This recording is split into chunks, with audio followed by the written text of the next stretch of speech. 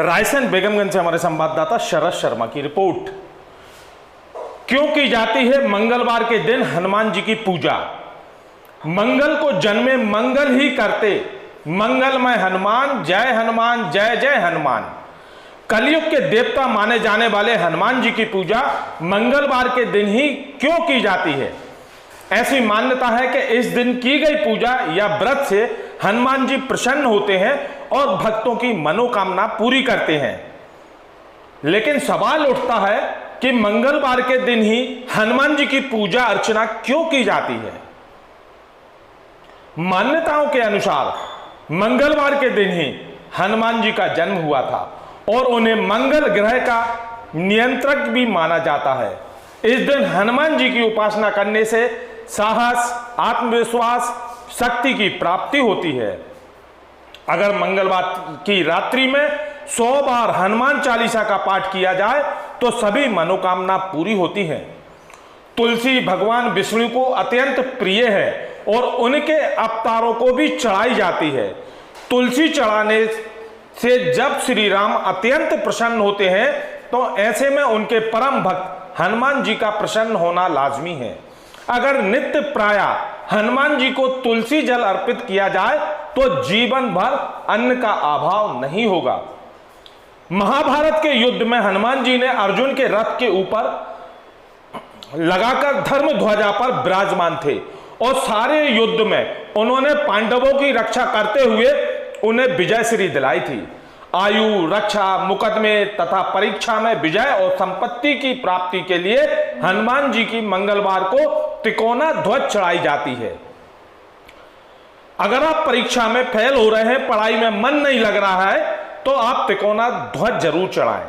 अगर बार बार प्रयास करने पर भी मकान न बन पा रहा हो तो मंगलवार को हनुमान जी को एक तिकोना लाल ध्वज चढ़ाएं। ध्वजा पर राम लिखा होना चाहिए।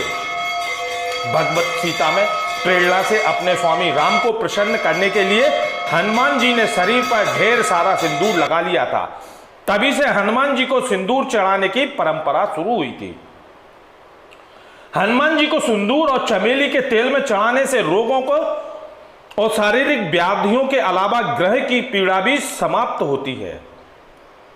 महिलाओं को हनुमान जी को सिंदूर नहीं चढ़ाना चाहिए, इसकी जगह पर लाल फूल चढ़ाना उत्तम होगा।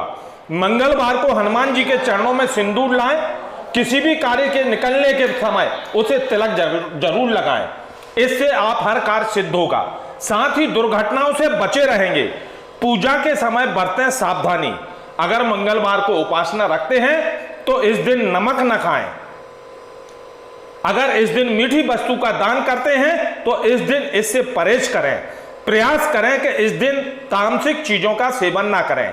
मंगलवार के दिन हवन करना अनुकूल नहीं माना जाता, इसलिए इस दिन हवन ना करें।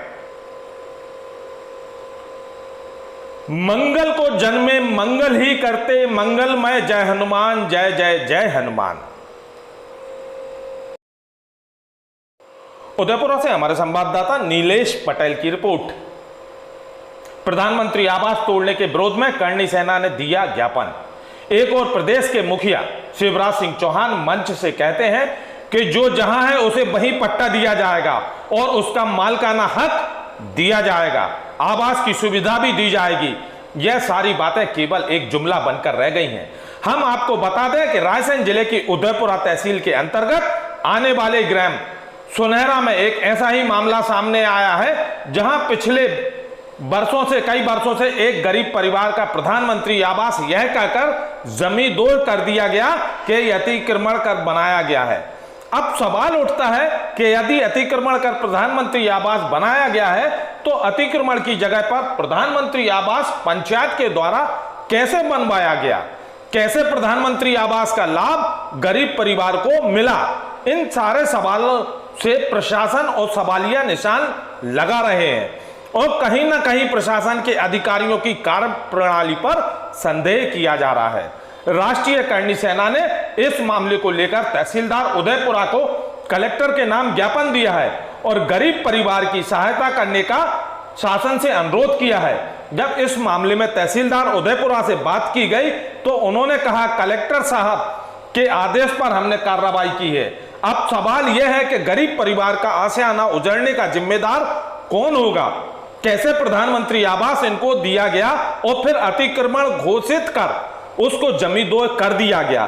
क्या मुख्यमंत्री द्वारा कही गई बातें केवल जुमला बनकर रह गई? उदयपुरा से हमारे संवाददाता नीलेश पटेल की रिपोर्ट।